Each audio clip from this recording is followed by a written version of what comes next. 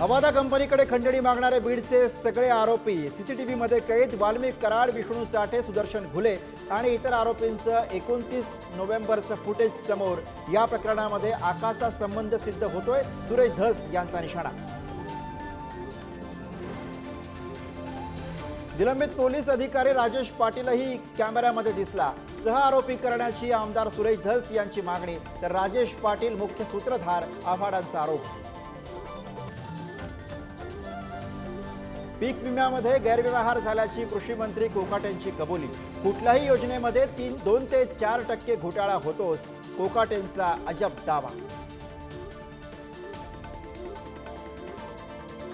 सैफ अली खानला लीलावती रुग्णालयामधून डिस्चार्ज. सैफ चालत सुखरूप घरी पोहोचला.